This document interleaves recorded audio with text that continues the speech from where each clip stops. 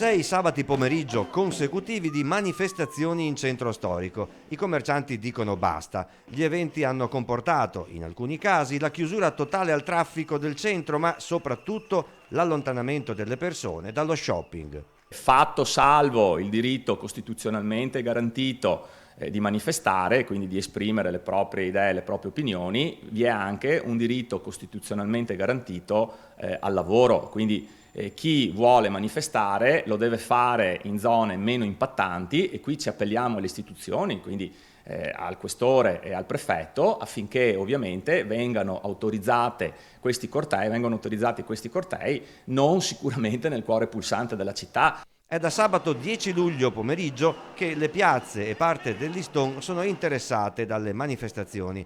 Per i commercianti è inaccettabile, vanno spostate altrove.